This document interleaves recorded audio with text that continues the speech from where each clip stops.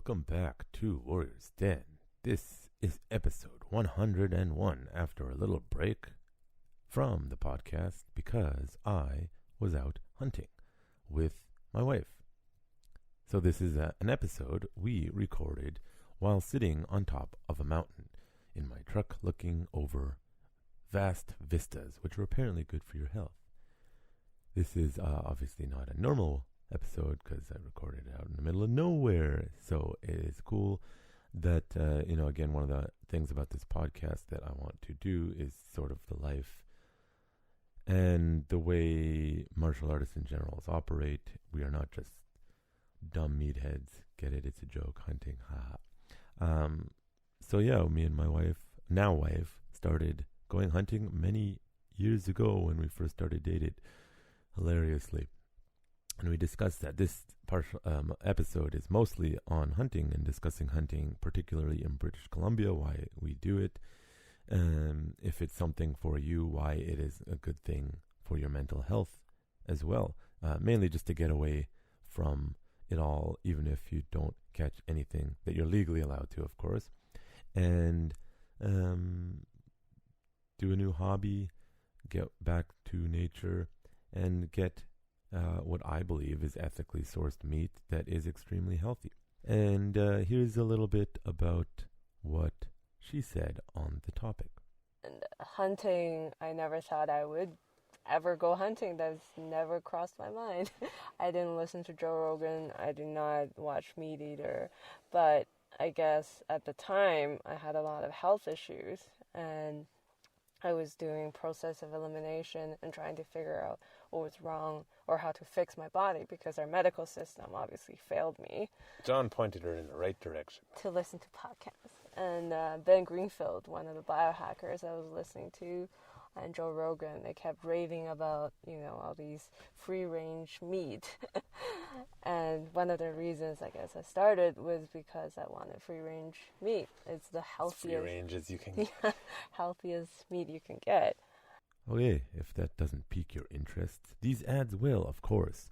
So, this is obviously brought to you by Urban Tactics Krav Maga, turning lambs into lions since 2013. If you're in the Metro Vancouver area and want to train with us, you can sign up or add yourself to their waiting list on www.urbantacticskm.com. You can also support this podcast by going to the blog, UTKMblog.com, and clicking on the Support Us link. There are many ways you can do that. Either simply by sharing our post, which is always free, or you can donate to us so that we can continue providing content, which is difficult when you have to live life as well as top of doing this. And if you enjoy it, then wonderful. If you still one of those people thinks I'm a total piece of shit, then wonderful to you too. Grow up and find someone else. I don't know why you're listening to me. That's supposed to be a joke. So you can share our stuff as well. Go to social media, Urban Tactics Krav Maga on Facebook and on Instagram, and Urban Tactics KM on Twitter. What else? You can also, if you want to get your firearms license, because you want to go hunting, you need to get your firearms license first. It takes longer. You can sign up also on urbantacticskm.com.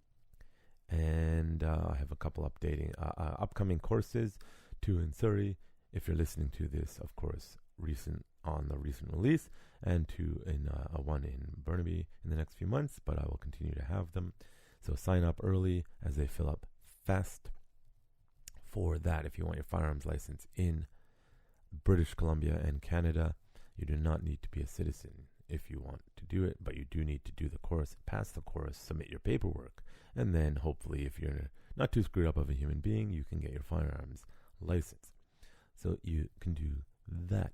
You can also, if you are unable to train with us in person, you can come out to our website online, which I'll hopefully be doing some updates soon, www.utkmu.com. Whether you train regularly at a Krav Maga school and just want a different perspective, or you simply just want to see what we're doing, you can check that out, utkmu.com. You can sign up for either beginner packages or novice packages, beginner being our white belt curriculum, novice being white, as well as our yellow and orange belt curriculum, advanced curriculum. Still not ready yet, so there is that.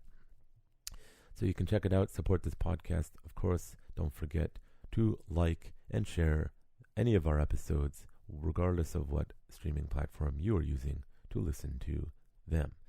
So again, this episode is with my wife, who is a UTKM Yellow belt, and hunting partner. God, she's the bravest one I know because she dared to marry me, of all things. A quest to which many failed to even come close. Anyways, this is episode 101. Krav Maga is not just a self-defense system. It is a way of life. Warrior's Den is a podcast for Kravists, fighters, martial artists, warriors, politicians, and general citizens. Consider this.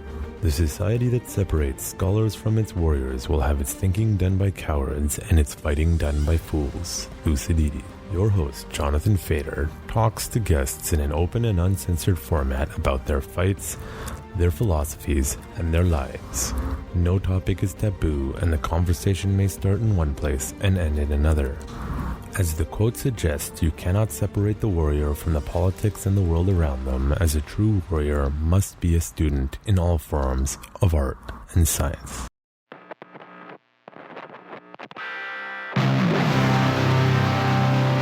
You're listening to The Warrior's Day. Brought to you by Urban Tactics Krav Maga, turning lambs into lions. Welcome back. This is a special episode. I am recording this on the top of a literal mountain, looking into a valley. It's been a long day. With JoJo, my wife and partner in crime. How is it on the top of the mountain? It feels great. On top of the world. I'm on top of the world. So she's a very brave woman because she married me, of course. But let's start with your martial arts journey. What brought you to martial arts? That's an interesting story. A little personal. Well, don't get too personal. I had a breakup, so I wanted to learn something new. And I've always wanted to learn martial arts. I don't know why. My entire life I've been drawn to martial arts, but I've never had the time to learn it. So your school was the only school that was open on a Sunday. On a Sunday. The holy day, as a friend of mine says, Jiu-Jitsu is the church. In my case, Krav Maga. Actually, no. Yeah, Krav Maga. That's what I wanted to learn. Why Krav Maga? Well, not for the right reasons. Not for the right reasons. She wanted to be John Wick. It's supposedly the deadliest martial arts, as the internet says. As the internet says. The internet with its wise ways. Oh, and I've saw some gyms on my trips in California. There's a lot of Krav Maga gyms. Yeah, it's very popular in California. Less so now in New York with their little passport thingy. Yeah. It's like insane. But anyways. Not a lot of gyms in Vancouver. I think it was you. My girlfriend suggested Richmond Martial Arts, if I remember correctly. It's Alan or someone? Yeah, Alan. Yeah. There's not many gyms in Metro Vancouver teaching Krav Maga. There's a few. As far as I'm aware, I'm the only one that is sustained for a significant time with a continuously large student base. There was one or two other, but they're not really what I would call Krav Maga anymore. For whatever reason, they do other things. Yeah, from the sound of what my girlfriend told me, she said she had to carry people on her back. Yeah, but that's not necessarily not Krav Maga. That's just conditioning drills. Army-style conditioning. It sounded more like conditioning than learning, techniques. Techniques in martial arts. It's a balance. But I didn't have a choice. That was the only school that was open on a Sunday. So, lucky me. And my girlfriends were working, so that was the school I went to. Do you still think it's the deadliest martial art in the world? No, well, it could be. It's definitely one of the most effective martial arts. It's based on principles and not just chopping blocks or, I don't know, kicking a tree, the Muay Thai, where you kick the tree. Well, that's very effective if the tree is your head. Well, it's effective in a sense where you can get someone to defend themselves fairly quickly as compared to other martial arts where you have to learn for years and years in order to be even somewhat good at it. Yeah, learning curve is quicker. I mean, you can be decent at it in a couple of years. Mastery, though, is a lifetime. You got your yellow belt, what, a year or two ago? I can't think remember. it was before COVID. Before COVID. Right before COVID. Yeah, a year before. I think at least a year before. No, it wasn't. It was a few months before COVID. Oh, was it? I think I went to China, actually, in October of 2019. I think I did the test after I came back. Yes, perhaps. From that trip. Who knows if I got COVID on the trip, but, you know. Who knows? How was that experience? It was different, I think. In China, it's still... I meant the test, but you can go talk about China, since you're from there. It still feels like not in the current world. In some parts of China, it feels like another generation almost. It's somewhat in how should I put this? My grandma's living in a place, I think it's probably like 100 years old building. 100 years old? Well, yeah. I mean, if you're living in Europe, you could be living in like 600-year-old building or something. Or 1,000, if you're Buckingham Palace, it's something like that.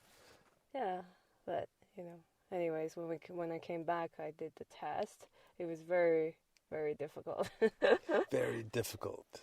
Yeah, and my cardio was not very good. I don't think I trained cardio because I hated cardio. Yeah. I think it's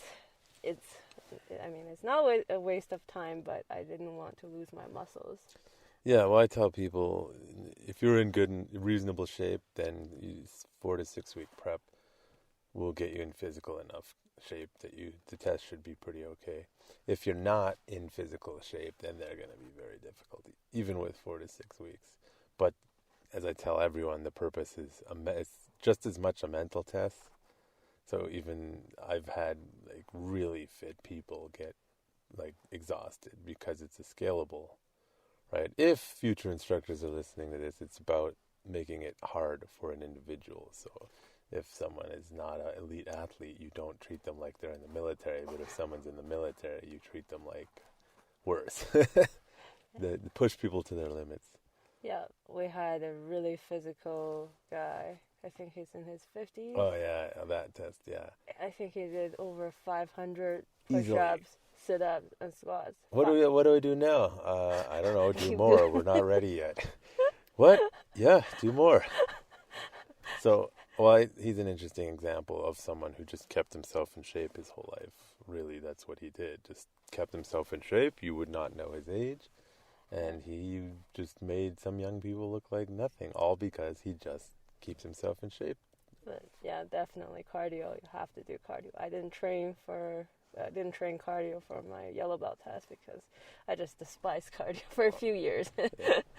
And then you were doing cardio for your upcoming orange belt test. Yeah, it makes a huge difference, I think, especially running and doing hit style running. So 3 minutes of sprinting and then 3 minutes either slow pace or just walking rest. I'm able to breathe better in my sparring. I'm able to breathe pretty much, and jiu-jitsu sparring as well. Yeah. Oh, yeah, I'm not gassed out like someone. Hey, well, I can only run so much. My knees do not like running anymore. I've had one surgery already, so it's that's why tough. You should build some muscles on your quads. I'll work on it. Mm-hmm. So, originally you're from China. How was that growing up there back then? Well, I was very little, so I don't remember too much, but, a lot of propaganda. A lot of propaganda. And I don't know if we should get too much into my Chinese history, but we moved to Singapore when I was fairly young as well. Did a few years of school in Singapore, a completely different type of country. In what way? Well, I think it's a lot smaller, and people were, they were from all over the place, I guess. It was like a big mesh of different type of Chinese cultures mostly, but there were Tamils and Malaysians. So the biggest population was Chinese, and there were some Caucasians as well. Yeah, a lot of people not a lot. Some people like to go there because it's a weird international city. It's a beautiful city. I used to hate it because I just thought it was boring. There's no seasons. There's one season. It's just tropical. It's just tropical. But now I would love to move to a tropical island with no winter. And then you moved to Canada, in early high school? I can't remember. No, in elementary school. Elementary Elementary school. I moved to Richmond, actually, somewhere around you. How we didn't meet when I was younger, I still haven't figured out, because we were in not the same crowds at one point, but similar We were never crowds. in the same No, crowd. like not the same, but like similar types of crowds. Just we were probably in the same places at a few times, but never bumped into each other. Or never noticed you. Yeah, and then someone we mutually knew back then was like, "Wait, you got married to him? What the hell?" That was pretty funny. He's from my school. Yeah. Life, that happens. It's like, oh, why didn't I meet you sooner? Oh, Yeah, well. basically very different countries. I learned history from 3 different angles. Different perspectives. The different perspectives, yeah, from the war and whatnot, which is interesting. But I was never interested in history until recent time. I'm always going off about history, and it's like, I don't care about that stuff. And now she's looking into it. Well, it's relevant because it does show human behavior. There is a pattern that you can see from history, which that part is important to learn. I used to not want to learn it because I think history is not going to repeat itself, and That's what they tell people. it's not relevant. Well, some of the smartest people in the world says that. I don't agree with them. Noah Yuval Harari says that. Yeah. Some other people. Their stance is that it can't literally repeat because that's not how time works. And then they obsessively talk about that. I've talked to historians too who say that. And then, get the odd person who says history rhymes, not repeats. And I'm like, well, the actual literal sort of thing can't repeat, but humans don't evolve as quick as you like to pretend we do, and the behavioral things tend to repeat. And you can try as you might to speed up human evolution, but we're not there yet. So things and behaviors seem to look pretty cyclical to me sometimes. I don't know how you can speed up human evolution. It takes Eugenics. Yes, you can, but we're still wired on... Which I am not for. I'm just saying that's how. Well, I don't know how far they are in that, which we would never find out. But, as humans, we're still wired in the 2 systems. Which is reward system and the fight or flight system. Fight or flight, which ties into self-defense. I talk a lot about fight or flight. And hunting. And hunting. Let's get into that. We were sitting on a mountaintop because we started hunting. Actually, the first year we started dating, we started hunting. So sorry to all you vegans, we hunt. And, I remember when I was like, I want to get into hunting, I'd spent all this money on this equipment that I was ready to go, which half of it we didn't even need in BC, as it turns out. Got a truck, which we're in now, which is the most useful thing. And I was like, I really want to go into hunting, but I don't really want to go. I think I can go by myself. She's like, I'll go. I'm like, really? You'll go? I'm the biggest city girl. Yeah, from China to Singapore to Vancouver. A little bit of a bougie upbringing. I'll go hunting. It's like, what? Okay. So what changed you that you thought, okay, I can do that? Well, that's one thing my mom taught me right, I think. Always try before you say you don't like it. Try before you buy. Well, others than that, I seek adrenaline and I seek dopamine. So new things. Piece of candy. Ooh, piece of candy. And has it been the last, 4 years? This is our 4th year hunting. Yeah. Well, 3rd year, but it's our 4th time. Right? Yeah, 4th time hunting. Well, I'm the researcher, so... As she always is, researching. I'm the driver. Well, nowadays, as I find out, sometimes Google might not be the best place to research anymore because it's going to give you a result that it thinks you want to look for, but it doesn't give you everything. DuckDuckGo. Or, you could use DuckDuckGo, but, be aware of what you find on the internet. If you type in BC hunting or, But what does it give you? I don't actually look most of the time. It gives you a hunting forum, and then you go on there, and there's some old guys, I think, sharing their hunting spots. You go there, and you find out there's no more deer. Why is that? I think, well, a few According things. to the forum of those guys. Well, according to the forum, there's too many hunters. What I think, and also our hunting corps said, it's human. Not the hunters, though. Not the hunters, but as humans build more roads, as there are more cars crossing those roads or driving on those roads, the animals are crossing the roads and they're getting hit, or they can't cross the road to go to a better habitat. From the sounds of it, there seems like there were a lot more animals just 5 or 6 years ago. So I don't know what happened. Well, they're developing all the highway systems in the areas that we go. I think if you go up northern BC, it's less developed. But where we hunt in more of the southern half of BC, there's also people who say the government's mismanaging the system here, the tag system. For me, the way I look at it is, if you give me a tag, then I'm assuming you, the people managing this system, have done your job and it's okay to hunt that thing. But a lot of people disagree with what the licensed male, female, antlerless buck, the age, like the elk population is dwindling in a lot of southern BC, and people claim it's because of you should be able to shoot the young bucks, not the old bucks, the bulls, which is, you can only shoot a 6-point in most of BC, which is a fairly, big bull. And some people say you shouldn't be able to do that. And the example, I believe there was 1 or 2 states in the U.S. that said no more hunting the big bulls and no hunting the cows at all, the females, and their elk population exploded because it was only the young bulls. Because I think there's an argument that they're older, they had their time to spread their genetics, and they want genetic diversity, and yet that doesn't seem to result in the same results like in the States, where they say only kill the younger bulls, because the older ones are the smart ones that can survive every season and are more likely to be able to breed because they can survive, versus the young ones who are stupid. Or they might not have the genetics that's fit for survival. So it's literally survival of the fittest, and in BC they're not managing the population as if that is their kind of reality of the wildlife still. Humans are animals too, like the Bene Gesserit.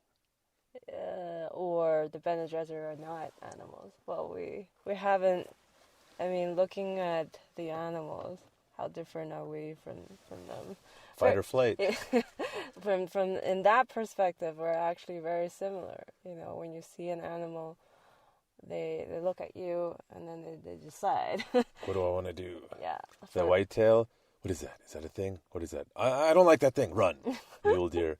Is that a thing? Can I lick that thing? Should I stand here longer and look at that thing? I don't care what that thing is. And then it's done. We joke the reason why the mule deer population is dwindling is because they're stupid. A lot of people curious. Yeah, more curious is what they say, but I think they're stupid. But another argument is the whitetail deer are encroaching on their territory, and they don't really mix too much. I mean, you'll see the same too in similar areas, but they don't stand next to each other and be like, "Hi, how are you, deer? How are you?" Deer racism is a thing, okay? We don't want to get into political correctness with the. It's a joke. It's a joke. But you have to identify them. Be good at identifying the deers, because you don't want to shoot the wrong deer. Yeah. Don't misidentify your target. I teach in the firearms course. If you don't know, if you're not sure, don't shoot. Like the other day, we didn't know if something was a buck or not. And it was a buck, but by the time I was like, okay, it's a buck, it's too late. It's too late in the round. And that's the appropriate thing to do. Is, okay, I think that's a buck. Is that not a buck? I can't tell. Is that a buck? I have to wait until I know it's a buck. Then some people, allegedly, that will be like, deer, go. No, do not do that. That's what we're saying is, I do teach a firearms course. I don't think it's good enough as a course. There should be a live fire component. Even core. And the hunting is more difficult. I don't teach that one yet, but it's more difficult because you go through conservation, you go through the rules, the laws, you go through animal identification, which is actually difficult because they use these garbage pictures. I did an online version, which made it hard. And when we first went out hunting, I was like, I cannot tell the difference between a whitetail and a mule deer. That course does not teach you. Well, it does teach you, but those pictures are, I think they were drawn. Drawn pictures. It's like, Jesus Christ, update to the 21st century, guys. Some real photos of the animal. Now I'm like, mule deer. Yeah. If you see a white ass, it's a mule deer. If it's a brown ass, it's more likely a whitetail. Although I was looking at an Instagram thing where it's a guy shot a hybrid. Oh, they yeah, do there mix. are some hybrids. And in the state in the U.S. where he shot it, it was illegal because it was mule hunting only, and it was considered a whitetail. But he identified it as a mule deer, but I don't really know how because their antlers are distinct, and it did not have a white ass. It was more of a whitetail-looking deer. Even though it was a hybrid, he's like, oh, it's got a dark hide because the whitetails have lighter hides. But that could also be just variation in the winter I think he just colors. saw antlers and shot it. And then he got in trouble because he wasn't supposed to. Although that one would be hard to tell, I think. Although it definitely looked more like a whitetail in the picture than it did mule deer. Yeah, mainly you see their backside and then you see their tail. If they're running away and it's waving at you obnoxiously, it's a whitetail. With a white tail. With a white tail. Up. Oh, you missed. Chuck, better luck next time. It's more skittish. The whitetails are way more skittish. I think they just run. Especially the male, the bucks. The does not so much. A lot of times they stand there because if it's a mama with her young, she'll stand purposely to protect the kids while they cross or leave or whatever. Now, the first year we went hunting, we got totally lucky. We had no idea where to look. Google Map. We used Google Maps. We didn't even have a backcountry map. So rule number 1, must have a backcountry map. Or else you might get lost. Or a guide. Yeah. But those are really expensive. Those are not... If you're hunting for meat, that's not worth it. It's not viable. Yeah. 6 to 10 to 20 grand for guides. For a deer. That's... Yeah. Which is not great. But the first year we got lucky because this mule deer was chasing a doe and then panicked and stopped and just looked at us. I was like, oh, that's a buck. Go. Second year, we didn't get anything. Third year, we got something just at the end. We got small games. And then... Your friend called you the grouse... Yeah, grouse king. The mountain turkey. No, that's not turkey. Mountain chicken. Mountain chicken. They're like fat pigeons or small chickens. They taste like chicken. Everything tastes like chicken. This year we were much better because we knew we have an area that we go, we're not telling you, that we know very well, and we know where the animals are. We even saw elk herd, just not enough to... we saw elk every year. Yeah, we see elk every year, but no, we didn't see... Well, last year we went outside of elk season, and we found 2 different herds, but they tend to... The herds, during the rut, which is when they're mating, they separate each other. They disappear. And then after it, all the elk gather together. So we found like the herds that had gathered together. This year we actually found, just at the tail end, a bull elk, not big enough though, unfortunately, to shoot, with 6 or 7 females because it has a harem. And I heard them clop away like, is that the person? Run! They're so fast. Well, the elk are smart. They don't even hesitate. They're not like the mule deer. The mule deer, they'll just stand right beside your car, and they won't even move. Yeah. Well, that's something people don't talk about hunting. I think people are ashamed because of the public image of it, is the road hunting, where you drive around the logging. So most of British Columbia is crown land, meaning you can legally hunt on it. As long as it doesn't say... private property or no hunting or no shooting, and it's not in a municipal city limits, there's a good chance you can hunt on it. And BC is thick, dense forest, wilderness, mountainous. It is hard, difficult terrain. So when you watch a show like Meat Eater with like Steven Rinella, which is one of the reasons I got into hunting, watching his stuff, he's in these kind of loosely covered areas with trees, rolling hills. You can walk. You can walk. You can spot what's called spot and stalk, where you sit on a hillside in glass with your binoculars. He has and a telescope. a monoscope, yeah. And then you can sort of see where they go, and you can send a hunter to sort of root them out. It's really difficult to do that in BC. So the way you access stuff in BC is the logging trails all over the place. And there's clear-cut patches periodically, which is often where you find deer.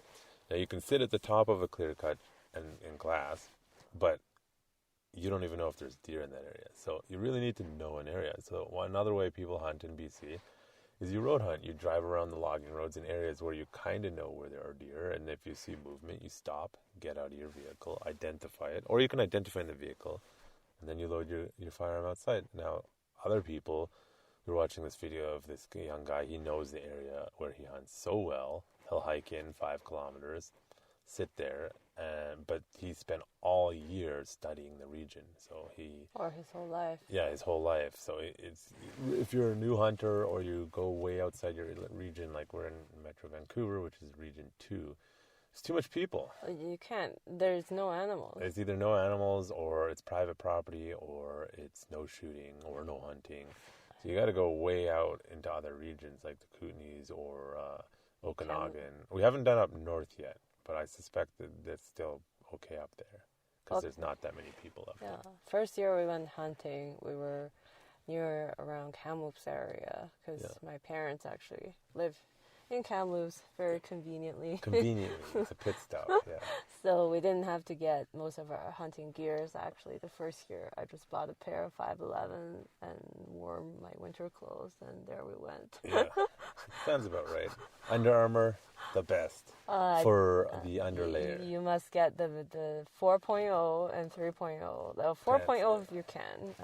If you're going to sit outside in glass in BC, you need that. And then 511 pants. I wear them all the time anyway. I have my green hunting pairs, and then my gray ones I wear normally every day, all the time, Bill Gates style, or Bill Gates. So you really want to be Bill Gates? No, I don't want to be that jackass. But it's a intelligent thing where you just keep the same clothes every day, so that you don't have to think about it. Einstein apparently, all these people. Steve Jobs. It takes away energy from thinking of what to wear. If you need to use your brain to think about how to make something so, like Einstein. World-changing. Yeah, and if you're not, then I don't know. I'm changing the world one student at a time. But you're not making a bomb that could destroy a whole planet. So as a city girl, well, I should say for myself, I grew up as a city boy, didn't hunt, didn't shoot. My parents are the not anti-outdoor people, they just don't do it. And then I wanted to do it, so my stance with guns changed radically when I went to the army, and I didn't fear them anymore. And then hunting I always thought was gross, and then the first year I'm like, watched one video how to gut a deer, and then got a deer. Oh, I had no idea. It took us too long. I couldn't even watch the video. And then I'm doing the actual deer. She's like, oh, yeah, I'm going to help. I was like, but you didn't watch a video. It's like, well, I'm here, so dive in. But how have your opinions changed of hunting and firearms and all this stuff over the years? I mean, I was a little biased because you listen to me all the time, but I know lots of guys whose wives are like, I don't want to hear about it. I'm not interested. Actually, I met a guy at the shooting range the other day that was like that. I guess I never really rejected firearms. I never thought they were good or bad. They were just kind of a tool. And hunting, I never thought I would ever go hunting. That's never crossed my mind. I didn't listen to Joe Rogan. I did not watch Meat Eater. But I guess at the time, I had a lot of health issues. And I was doing process of elimination and trying to figure out what was wrong or how to fix my body because our medical system obviously failed me. John pointed her in the right direction. To listen to podcasts. And Ben Greenfield, one of the biohackers I was listening to, and Joe Rogan, they kept raving about, all these free-range meat.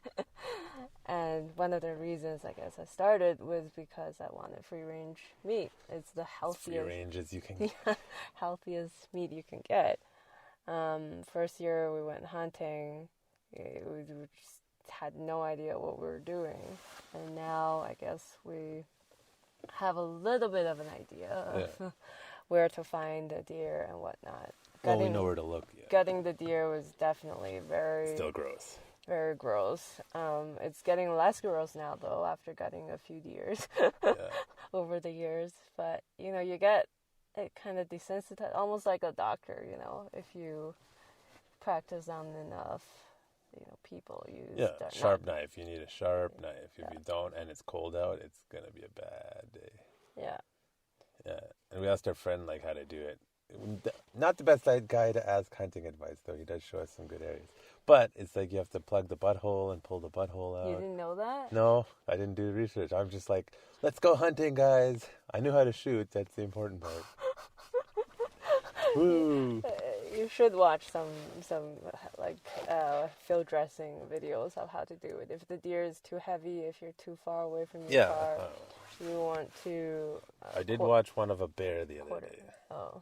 Because you can black bear hunt in British Columbia. No more grizzly hunts because the left-wing loonies in BC capital are like, it's mean, and yet I'm pretty sure they still have to call X amount of grizzlies every year. So we have a problem. Like there's a problem. Up north, there's a problem with grizzly bears. Yeah, another reason why I guess these prey animals are declining in population is because there could be wolves, there could be too many grizzlies, there could be predators that... Predators kill indiscriminately and do not care and will wipe out populations for all they care. And bears don't, or grizzlies don't care at all. Cougars don't care at all. Well, for me, I feel like the meat is almost like sacred. Like it died to feed me. So the traditional way. So we actually take all the parts as much as we can. I guess even the bones. Soup. Yeah, to make soup. So all the parts of the animals. Eat the heart and liver. Yeah. A lot of people don't, but they should. Especially the liver. It's super good for you. I think people do. And it depends. Like, it depends what you grow up, because a lot of hunters will not eat organ meat. Because they grew up like, it's bad. And then I got used to, you eat chicken hearts anyways. So the hearts of, if you're Link from Zelda, eating the hearts of your enemies, the chicken hearts. So I got used to eating that. But I grew up with liver because it's an Eastern European thing. And Jewish, a lot of people will eat some liver. So not all the time, but... doesn't seem like a thing your family would eat. No. My parents, no. But my family at the time, the older generation that's not with us anymore, they would. So whenever there was a family gathering, we would eat it. And what kind of liver? Probably cow or sheep. It must have been. It wouldn't be pork because the Jewish thing. But yeah, it's interesting. Like now we're more one at nature. We like going away from all you crazy people. And another thing I really love about going hunting is actually kind of meditation, cutting off the stimulus, which ties back to the fight or flight mechanism that we still have as humans.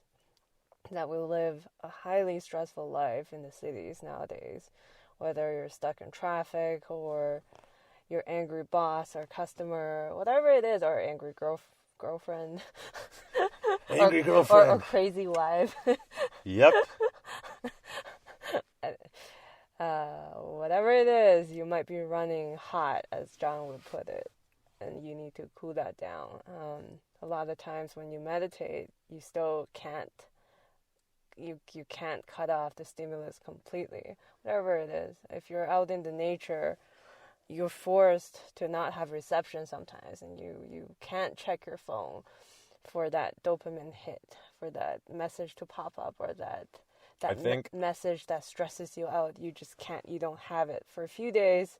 I think after 1 or 2 days, like your nervous system actually can reset itself. Yeah, it takes about 2 days. Well, I'm finally at the point 4 years later where I'm like, I don't care if I'm missing messages. Like, when we go back into reception, I'll check it, but I'm like, I don't really care. I put a away message, people can read it or not read it. It's like, Yeah, at first I was, scared of not being able to see my messages because, sometimes for work, I'm working 24/7, not 24/7, but, into the late hours.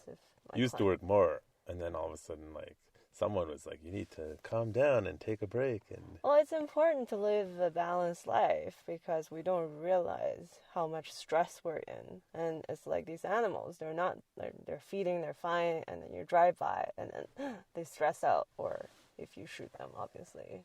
they don't really know what happens. Yeah. But if they don't, like, you can taste, like, if they don't die right away, you can see their fascia layer gets cramped up, right? Oh, yeah. Which you can also Rigor mortis. yeah, but the fascia actually tenses up when it stresses out. Yeah. But if it doesn't, if you had a good shot, it doesn't actually feel it. Soft. Yeah. Yeah, learn to shoot. If you don't know how to shoot, then hunting is unethical.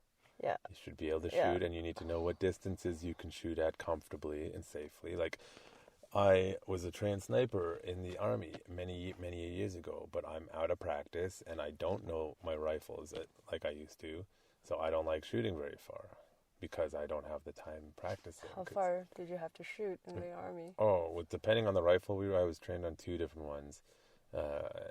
M24, about 800 meters. Oh, they said 800 meters was the operational, but we could do like a kilometer. Oh. And then with our other one, that the 338 Lupua Magnum, we were like headshotting at like 1,300 meters, but that's how far our range was. Like, so we didn't know how far we could actually shoot with that thing. That's far. Yeah, but I can't do that now because back then they gave us the exact calculations, the ballistics for every gun that they had. You knew exactly how many clicks up and down for distance, and you knew exactly the calculations for each firearm and how to do it. I don't know that with my rifles. One, because the ranges here are only 100 meters, so I can't actually trial and error. Also, when you're not paying for ammunition, who cares if you shoot 10,000 rounds in like 6 weeks? Nobody cares. But when they're shooting like $1 a round, it's like, I don't have that kind of money. So I don't have the ability at the moment to put in the time to get back to where I was because it's expensive. And I would have to find a safe place out in the wild that is, 500-600 meters, which is hard to find. Actually, up here, we probably could, up in this mountain range, because nobody's really, but then we're so high up, it would affect the ballistics, and we normally don't find animals this high up. We were reading sometimes in this area where we are now, the big bucks come up high, so we're just checking it out, but we haven't seen anything yet. Because we saw some signs, but... We already got some deer this year, but we want to try to max out our tags as much as we can, because hunting season is limited and November is cold, as we found out last year. And it's really hard. Actually, it's not easy to find animals in November. Yeah. Unless you hike in. You have to go on foot, pretty much. We like, a lot of people hunt early, September, because that's the big bucks aren't completely spooked yet. But we come out in October because the regions are, you have more ability to hunt more animals, so you're maximizing efficiency. If you can find them. If you can find them. Like, we had one year where we basically didn't see nothing, and we know they're there, but we couldn't see anything. Because there was a forest fire a few months earlier, and then I think everything was just spooked up into the mountains where you couldn't get. Yeah, we saw some, but it was definitely less than we would normally see. That's why you need to study the area. Even if an area was good last year, it doesn't mean that it's good this year. Sometimes they move around the range. We're still trying to learn how the animals move and what kind of habitat they like the most. But mainly you find some water source, you find a meadow, you find a bedding area with tree coverings. And they might be there, but, They might not be there. I was watching a Meat Eater with Ranella. Went up into Alaska with a guide who's been there like 30, 40 years, his whole life. Nothing. And they were saying you could be up in the region you know are animals, you could be up with a guy who knows what he's doing, and just it's a bad week where they don't want to come out to play. Mm-hmm. Or they moved around for whatever reason. There's predator or there is a fire. There's lots of forest fires in BC, I hope. What would you say to someone now that's like, why would you hunt? It's so unethical. I think it's more brutal to die with a predator. Mountain lion rips off your face. Like, I don't even want to imagine how that would feel. Yeah. I think it's just the circle of life, you know. There's life and death. It might get killed by a car. It might. Most likely they get killed by cars. Yeah. More likely than a hunter. And it actually is wasted, you know. When an animal die, I feel like it shouldn't just be wasted. Yeah. You can't eat roadkill in BC. There are states in the U.S. where if you hit it, and I suppose their logic is because they don't want people intentionally hitting the deer with their car, but I mean, I think only a crazy person would do that. I'm sure there are people, but it's pretty difficult to purposely hit a deer with your car. I mean, what is the difference between a farmed cow getting killed for you to eat and a free-range deer? For the meat-eating purpose, I don't personally see a difference. But some people will be like, "Oh, well, you just shouldn't eat meat. It's cruel." And I'm like, I don't. If people are just shooting it for fun, I don't know. Yeah, but if you're shooting it it's the circle of life. Because I have a lot of friends who are vegan or people that I know and respect that are vegan, but I just don't come to the same ethical conclusion that they are because I look around the world and this is life. This fear of death and fear of reality, I think. It's fight or flight. It is what it is, as long as you don't abuse it. And then they'll say, well, what if an alien came and hunted you? Well, we have the ability to fight back. If the deer's shooting back at me with a gun, I'm going to think twice about it. Though. Which is actually that's what I changed about my view about firearms. And then that motherfucking deer is going to die. The balance of power is the firearms. If you have a firearm, you can, fight something that is bigger and scarier. Yeah, I just wrote that series that you probably didn't even read, but I think I wrote it out to you. I don't think I want to see more of what you talk every day. Yeah, basically. Well, I was talking about one of the earliest inventions of humans was the ability to use rocks to throw. Range. Yeah, it's the ability to attack larger predators at range, and that was one of the most important discoveries that our ancestors, like I'm talking hundreds of thousands of years ago, like Lucy days. If you don't know Lucy, it was one of the first cavemen. Not cavemen, but early hominids that was our ancestor.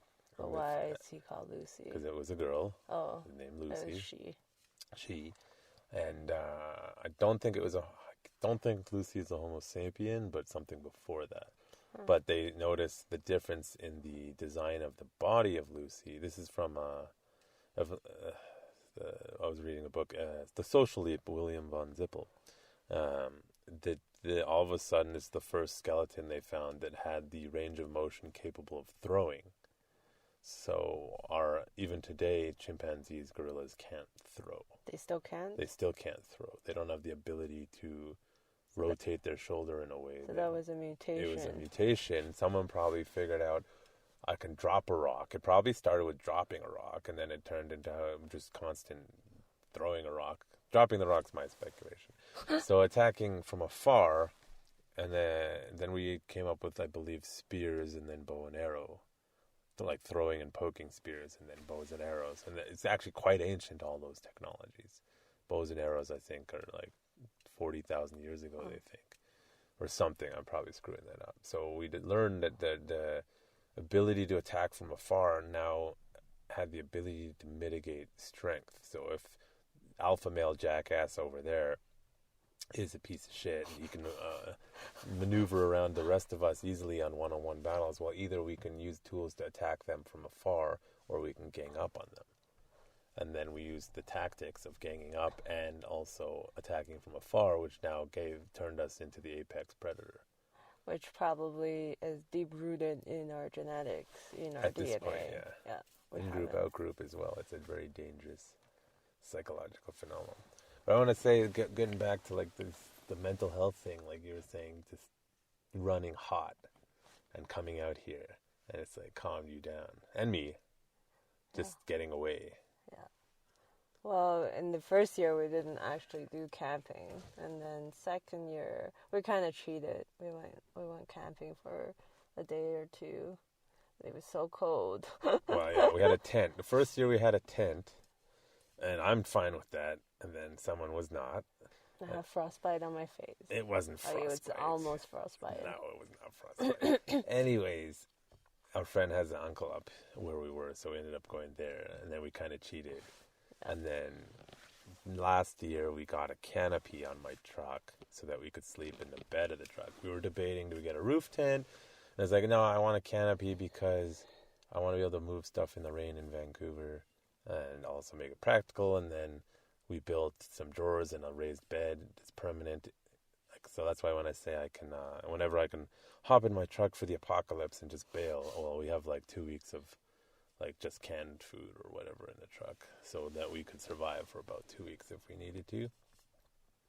And then I got upgraded my canopy this year because it wasn't available. It's much better. We bought it, and they were actually a good place where they lent us one, an aluminum one, which was not great because it was minus 17. One time when we were sleeping in that, it was freezing cold. A mental health thing. Once you're out here in the wilderness, you realize like it's not that important. Other things are actually not as important as you think it is. Stay warm. This year's discovery. What was this year's discovery? Sleeping bags. No, it was the s'mores. Oh, no, we did that last year. No, but to make it properly without breaking the s'more. I had to remember from childhood how to do this when you haven't done it long. How to make a good s'more. I finally figured it out again. Putting the two sleeping bags together, so much better and that. To connect. I have a minus 40 sleeping bag. You can't even find them anymore. I don't know why. And then they're both mummy's sleeping bags. But we figured out you can connect them together, so it's actually such more nicer now because you get the combined body heat, and you have space to spread your legs.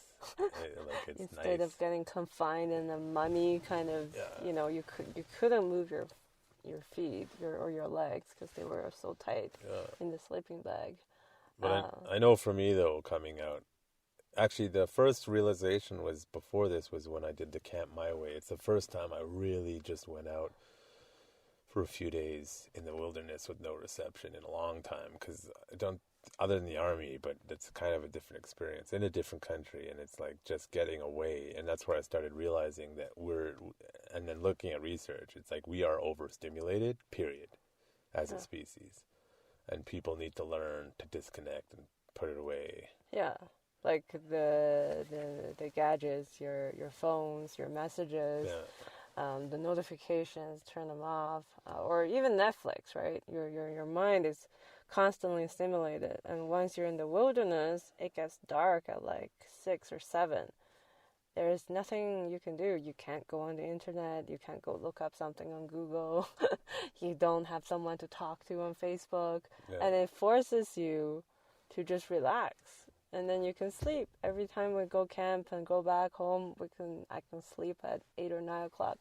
And my circadian rhythm. Yeah, my entire life, I've not been able to sleep before like 2 o'clock in the morning. Before this. Boom, problem solved. A little bit of get away from the stimulus. I was like thinking because if when we have a family, it's like the Jewish tradition of Shabbat, which traditionally is. Starts Friday sundown through Saturday sundown, is that you don't use technology and you just rest. It's like a forced rest day. And I was like, that actually, there's a lot of merit to that. Now, even back in the day, they didn't have the extreme stimulus. They just had probably harder work lives. Agrarian work lives is a hard way to live. And it just forces you gotta rest. Otherwise, you're going to burn out. And it was like, that's actually a really valuable lesson to learn.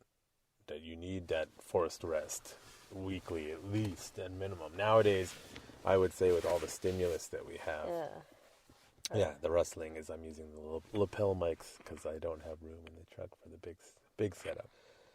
But yeah, it's like you need to do that with your family. Like all you people, I'm sorry, and I know you can say like, you don't have kids yet, John. It's like you stop giving the cell phone to your kid to babysit them all the time. Stop it. We were at a restaurant and there was like a baby. I don't know, it must have been like 8 months old or 9 months old, and it was in a cradle still, and it had a cell phone and it knew what it was doing, and I was just both impressed and shocked. I'm impressed that kid can do that, but what the fuck? Like, Jesus Christ. And a lot of times the parents need some time for themselves. Yeah, well, it's called well, if the kid's obviously not old enough to leave by himself, but it's like people need to learn to be okay with the quiet. Like, what happened to timeouts? Do people not do timeouts anymore? Or have their own exploration time, have them figure things out. Go in the backyard and play. Leave me alone. Roll, But I don't want it. Too roll in bad. some dirt. Go roll in some dirt. I rolled in some dirt when I was a kid. Never ate it. Really? No, I didn't. Just go outside and play outside. Oh. Not as much as other kids, because I was mostly doing my own thing. Well, my mother would be like, "That's so dirty. There's all those germs," and she wouldn't let us do that. Yeah, well, look how you turned out rolling in the dirt now. I can't believe how much dirt I'm okay And with blood now. and guts. Yeah, I remember we used to wear gloves, and I now can't wear we're gloves. just not wearing. Not even unless we're touching. If you're touching like poop. Like Yeah, if you're touching poop because you screwed up or something. Yeah, gloves. But I don't want to cut myself. I'm more likely to cut myself with the gloves because I can't feel. Slip. Well, I can't feel, so I'm more likely to slip. And then I don't know what I'm cutting. And if I am not paying attention, and then I cut the tenderloin, and I'm like, damn it, wreck the best piece of meat. Yeah. I can't see. Yeah, hunting. If you get something, you get something. I think the most important benefit is just getting out in nature, away from all the stimulus. Calm down your nervous system. Or for me specifically, my amygdala. If you had trauma in the past and whatnot. It's like we went camping once, not during hunting season. That's actually the first time we realized it actually was hunting season. You could get black bear, and actually, to be fair, I was like, I don't want to hunt carnivores. It doesn't make sense. But then I learned actually, well, the meat is very tasty. Yes, you can eat it. You just have to make sure you cook it properly. So it's like, okay. Tuberculosis. Not tuberculosis. Tuberculosis? No, that's a lung thing.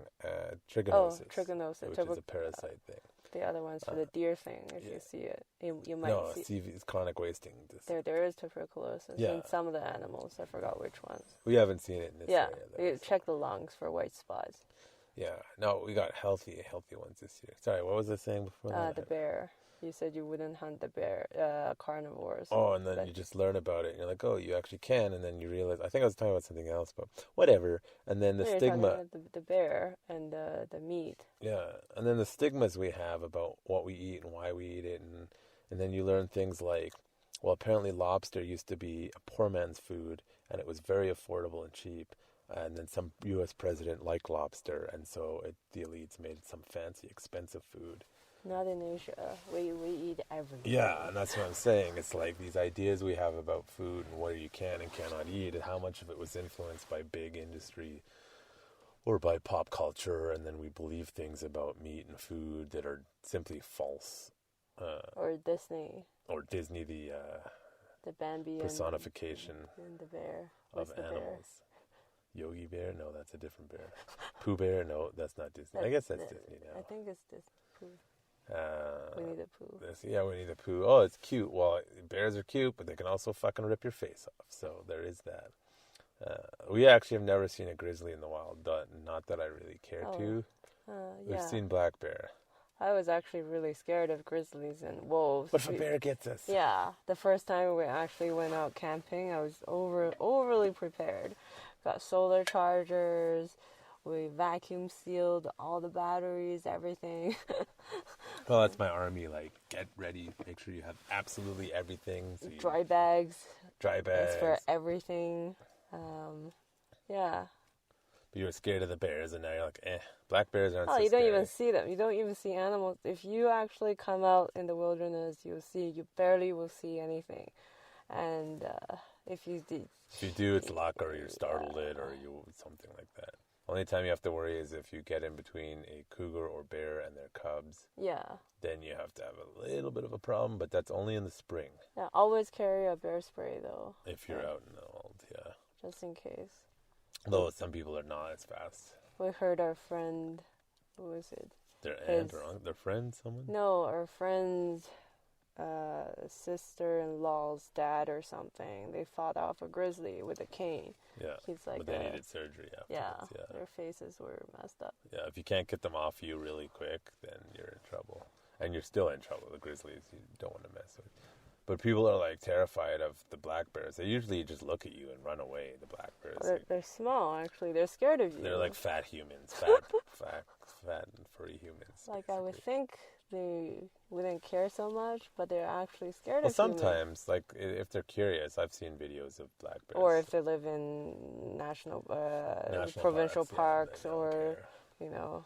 Can't hunt them there, so they learn not to care. Like if you go up to like Banff, all the animals all the don't big give a elks shit. and moose there. Yeah, and they don't even kiss. Like all of them know. I'm gonna go to this park where I can't get touched. Or you go to a town where there's Yeah, I deer found that everywhere. shocking. We were driving through the southern BC last year, and just the amount of deer just chilling in the city. And I'm just like, they should not let them chill in the city. Nobody seems to care that they're there. You need to chase these animals out. They don't belong here. Because they're not going to be able to survive in the wild, and they're going to be a nuisance, and then inevitably you're going to have to get rid of them when they become a problem. Usually because people keep hitting them accidentally driving in the cars. And they were huge, too, in those towns. Like, I think that's one of the problems, is they're not chasing them out of the towns because, they're cute, look at them, they don't belong here. And then they get the people who are like, well, you don't belong here. It's like, well, that's kind of a silly argument to make now. So they do not belong here. See, deer racism. We don't like your kind here. Actually, they're not racist. Speciesism. Yeah, they're not racist to the deer. They're more racist to the human. How could you not like this in the town? Because they're not going to be able to survive. No, it's like people don't understand how animals. They've lost connection with the nature and the nature. Wild. Yeah, and I remember I was saying I saw some propaganda piece in one of the news. If you like to go out in nature and meditate and hunt, you're probably a white supremacist. It's like, what the fuck are you talking about, you crackheads? It's like, I don't understand that shit. It's so messed up. I mean, all these rich people do nature retreats all the time. Well, they go in the middle of nowhere. They're not hunting. Nature retreats, $10,000 a person. 1 month long nature retreats. When people who don't need to actually work and can take a month off and pay that kind of money. Oh, I would totally do a full hunting season. Start in September and max out all your tags, and then you stop. That'd be a great few months. Yeah, well, because BC's huge, so driving around, you actually have to use a lot of gas. Even in this part we're in right now, like, you can't even, I don't even think you can explore with one tank of gas. No. Yeah. Not even one side of the mountain. It's a big lake that's like 50 kilometers long.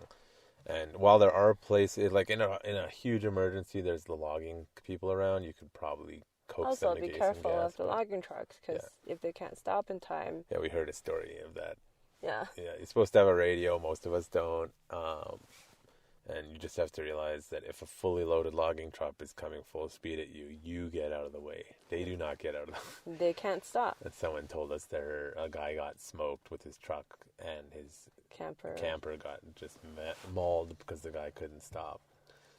So you always, that's why full-size vehicles are... Is that the wind, or is that a plane? Plane. I think that's a plane. Yeah, we're literally at the top of a mountain, looking into a massive valley. It took us 3 hours or so to get up here, just driving up the logging roads. But it's fun. You can see the whole valley. It's some White Peak Mountains. You feel like you're in the cloud. Yeah, we're above the lower cloud line, but below the higher cloud line still. Oh, the whole valley was covered in mist before. Well, it seems like the weather is getting nicer, so maybe the animals will come out to play. Yeah, what was the consistent thing that we wish we knew is that you follow the weather. Right before the weather is about to shift bad, the day or the morning of, they'll come out. Yeah, pretty If the weather is consistently the same, then it's hit or miss. But if it's like, it's going to rain tomorrow, then they'll come out the day before. It's going to snow tomorrow, then they'll come out the day before to dance in the meadows. Or maybe just in case it gets too cold or rainy, they want to get food. Who knows the psyche of the prey? We'll know one day. It's pretty simple. Survive, and water, and food. So what's the next thing you want to learn after we've mastered hunting? Martial arts, hunting? I don't know if we're going to master this. anytime soon. So it's still very, very interesting to figure out how this hunting thing works. Other than that, I guess raising a child. That's the next great adventure. 20-year commitment at least. And then if they're a real shithead, you're just like, you go figure it out on your own now. We'll see. Teach them. There was a saying: "Bring your boy to hunt, and you don't ever have to hunt for them." So teach them. Well, teach us. If you give a man a fish, they eat for a day. Teach them to fish, they eat for life. Similar concept. Yeah. Giving them skills early to survive, and things will be much easier for them. If they're reliant on your caring attitude, then your kid is going to be fucked up. I think thinking about it, not to throw anyone under the bus, but I feel like a lot of my social anxiety comes for the fact that I didn't have to learn how to do things. Yeah, interact with other people. Don't do it for your children. Well, don't constantly do it for them. Obviously, if it's dangerous, then you have to. Yeah, if it's a baby, you have to kind of do things. You can't just leave it. Just, you chew the meat yourself, baby. Go. Apparently, there is some merit to that. Yeah, but once they have teeth, that thing mewing or something. No, it's a modern day problem where we have to wear braces because our jaw is not developed properly. And Brett Weinstein was on Joe Rogan talking about, I think his friend or someone he knew. Something Mew. Or something. His name is Mew in it or something. Peter Mew or something. He basically figured out that you had to chew harder stuff earlier on. No pacifiers. Even before they developed teeth. And that allowed the kids to develop bigger jaws, and they don't have to pull out their wisdom tooth, or their teeth are more straight, etc. Yeah, because I guess as your bones are developing, if you have stronger muscle, you need bigger bone to retain the muscle. I would suppose that's how it works. Modern day baby food is all mushed up for, I don't know, until you're like a year or 2 years old, probably. Yeah, what were you reading? Like 8 months is when you should start thinking about harder food or something? I forgot. It's like earlier than you would expect. Yeah. It's like, I think it was 8 or 9 months, give or take. It's not a perfect science. Start introducing them to solid-like foods, and then they can develop their jaws. Obviously, things they won't choke on. I don't even know what that would be, though. So I'll have to look into no nuts, no nothing. Yeah, no nothing they can choke on. Yeah. But I don't know. By harder, they mean not much, just like some texture and then some other stuff. So. Yeah. Lots of things, though. Lots of things I'm interested in. I want to learn, I guess, video editing. Yeah, we started a YouTube channel, but I'm like, I can't. It's so much work. I have other things I need to do. And so if we both can video edit, then it's a lot quicker. And maybe, e-commerce and some other things. What about you? What do you want to learn next? I want to continue mastering. I can't do any more things. You know that. Just continue trying to develop. Well, I want to work towards my black belt in jiu-jitsu, which I would have been much closer to. COVID screwed everything up, but whatever. That's my main thing I want to work towards as much as I can in the next little while. And then, hopefully get our YouTube thing going. But also we just got a new home, so get that sorted out. And just continue working on these things. Yeah, we mastered our renovation skills, haven't we? Yes. We didn't end up doing... Well, we just sort of started putting the renos of the apartment we were living in on the YouTube channel. And we didn't actually end up doing much in this new one. So we haven't really filmed anything yet. One, because we were stressed and I needed to get it done. And also because we just did flooring and painting. And it didn't feel like putting a video of that. I'll probably film the stairs, though. We're going to do hardwood stairs on carpet, so you have to make your own hardwood stairs. Well, laminate stairs, so we'll see how that goes. I'll do a trial run first and then decide if I want to film it. Let's see you not butcher it. Not butcher it. But we got a home gym now with a garage, so we put mats in there, and we can do a lot more with that, so I'm excited to work on that. And work out. And work out more regularly, because now I don't have to commute to a gym. Oh, and there's a really beautiful park close to our new home. Yeah. where I go for my morning runs now. The cold shower thing. I still hate it. Oh, though. yeah. It's Thanks to Andrew Huberman. Is it Andrew Huberman? Andrew Huberman, yeah. And I think it's so much benefit you can get from the cold shower in the morning. I think I'm not doing it long enough. I think I should do a minute. I just hear like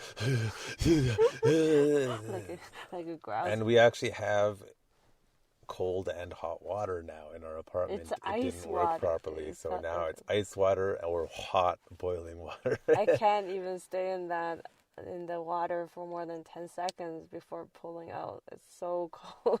Yeah. Before in our old apartment, it was not cold. I Yeah. could stay in there for a good 30 seconds to a minute, no problem. But I think because of those cold showers, I'm not that cold this year. You know, I used to be so cold. Freezing cold. Yeah, we were in -6 and I was fine. I didn't even wear my thick layers. Yeah, you're complaining up on this mountain. You're like, it's cold, it's cold. Well, Thinner air up here. I don't know, what altitude are we at?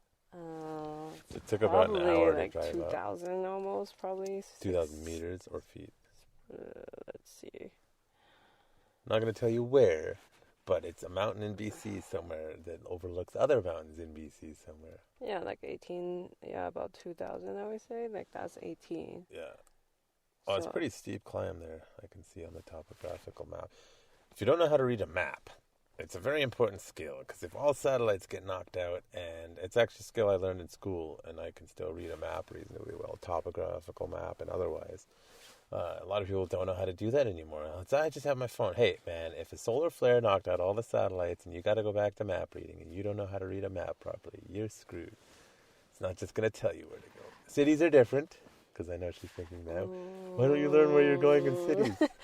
There was a sign to the gas station. I don't have my Google map. I don't know where to go. Because I don't, but I can still read a map if I have to. There is a little sign there saying there's a gas station 2 kilometers away. I don't have Google Maps. And then there's a gas station before that. I'm like, why don't we turn in there? Like, no, the sign said 2 kilometers ahead, but there's a gas station right there. There's another one. Okay, fine. But yes, you can see couples problems. No, not really problems. Google, you're so dependent on your Google Maps now. Our technology. But I think, because we want to head back down the mountain now, it's the least successful time to hunt is around midday usually, so you have to wait. You can nap. Yeah, we napped and then we did this a little bit. And it's not very long, like my normal ones, but now you get to see my other half in one of our activities out in the wild. What, any last final things you want to throw out there? No, not much. Just, get out and chill out and don't be stressed. Turn off your phones because there's fear porn everywhere. Fear porn! Everywhere. Oh, man. My parents have the news on all the time, and I'm like, no wonder people are anxious-ridden lunatics. You can't watch this shit all day long. The shit that they say is so ridiculous sometimes. When you actually know the extensive details of what they're talking about and know how they've bastardized and manipulated and they're lying, it's just like, oh my God. I get angry with it on all day. So I'm like, can they watch other stuff? Like, Jesus Christ. They changed different news channels too, from saying the same thing. CTV to Global News to all saying the same bullshit. CNN. Just like, can we stop? Yes. But yeah. Don't listen to the fear porn. Get out. Get away from your cell phone. Yeah, if you want to have good mental health, stop letting them it's not cause rocket anxiety. science. Yeah, it's not. Your anxiety has been heightened by the fear porn and people telling you things that are meant to keep you fearful so that they want you to do or not do certain things. Yeah. It's not as all as it seems. Yeah, you're responsible for your own mental health. Nobody else is responsible. Well, you're responsible for your health. You're responsible for... Oh, you didn't say. You're responsible for your own personal safety. One of the first things I was saying, that she should learn to take care of herself. Oh, yeah. How does it go? Oh, yeah. One of the first things we were chatting, you were trying to hit on me, and I was trying to flirt back by we're both terrible at it. Making you the knight in shining armor, And I said, oh, so if I fall off a cliff, you'll protect me or something. Or if the apocalypse is here, you'll protect me, right? And you said, no, you'll have to learn to protect yourself. And that went nowhere. She did not, wouldn't let it go for a long time. You're not even going to protect me. You're going to throw me under the bus and run away. No, I'm not. You're That's not what I said. let me fall off the cliff. Every individual... Some kind of person that I'm going to date. Every individual needs to be responsible for their own physical safety if they are able, their own mental safety if they're able, their own mental state if they're able. Stop letting Big Daddy government be responsible for it or other people. If you rely on other people too much, obviously there's exceptions. Those who are unable to is a different story. Oh, you should support each other. Yeah, support each other. We're social, but you need the physical self-defense skills. You need to know when someone's conning you, when someone's lying to you, when someone's making a bad argument or they're manipulating you. You need to know these things so that you can protect yourself as an individual when there are not others to protect you. You can't always rely on the other to protect you. Yeah. Sometimes the other is the one trying to cause you harm, and if you lack the individual skills to realize that, then you will be helpless. So that's where I'm coming from. Not throw you under the bus and run away. Always have a fat friend so that you can run away in a zombie apocalypse faster. Right? Number 1 rule in Zombieland, cardio.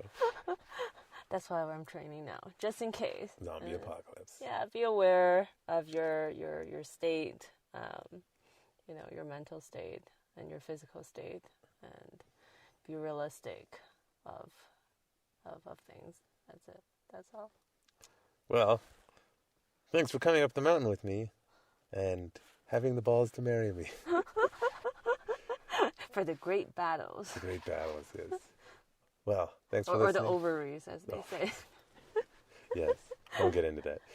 Thanks for listening, and hope you enjoyed it.